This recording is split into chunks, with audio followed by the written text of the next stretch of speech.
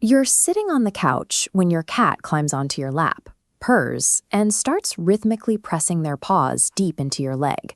The internet lovingly calls it making biscuits. Biologically, adult cats are solitary, highly guarded hunters. Their survival depends on masking physical signs of vulnerability from the rest of the world. Yet, in this moment, they enter a repetitive, trance-like state that leaves them completely exposed. This behavior operates through a framework called somatic signaling. Cats use micro-adjustments in their facial muscles, ear rotation, and posture to communicate internal states that might otherwise remain hidden. We see this clearly during overt aggression. A cat flattens its ears against its cranium, creates rigid facial tension, and pulls back its lips to display its primary weaponry. An anxious or defensive state is signaled by a different set of markers. The body crouches, the pupils dilate to take in more environmental data, and the ears rotate into a sideways, spatulate orientation to track approaching threats. These microsignals are the key to understanding feline intent. By applying this same anatomical lens to the act of kneading, we can begin to see the specific, high-stakes information the cat is actually broadcasting. The motion is rooted in the neonatal period. Nursing kittens press their paws against their mother's mammary glands to stimulate milk flow and trigger a release of oxytocin. In the wild, these behaviors typically disappear as the animal matures. However, house cats experience neoteny, the biological retention of juvenile traits into adulthood.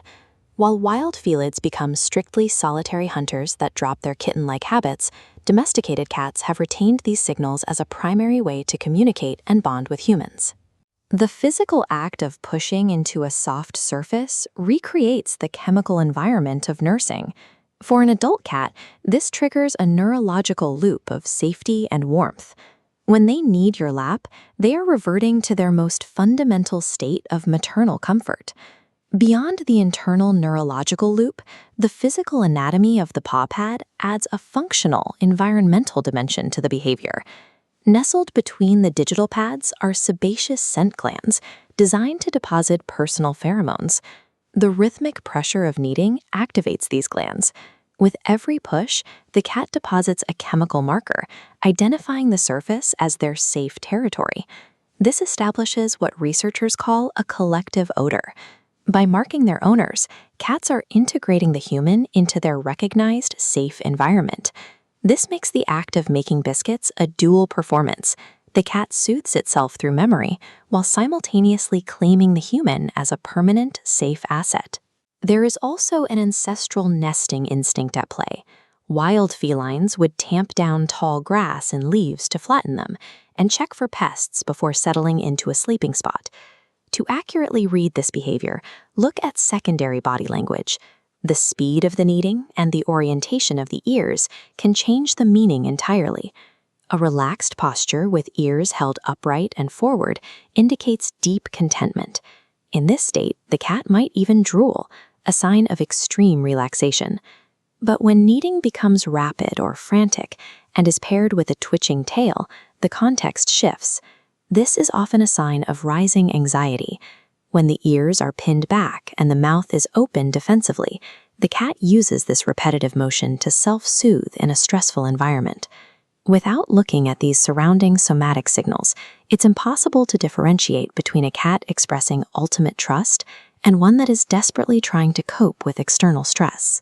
Making biscuits is a synthesis of three biological layers: the maternal comfort loop, the wild nesting instinct, and the chemical territorial claim.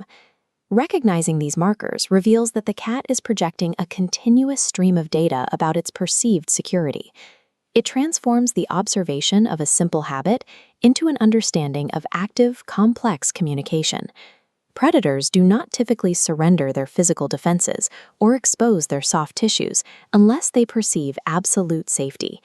By combining their deepest survival instincts with their most vulnerable juvenile behaviors, the cat is actively overriding its predatory nature. When a cat makes biscuits on your lap, they are using millions of years of evolutionary biology to physically declare that you are their ultimate safe space.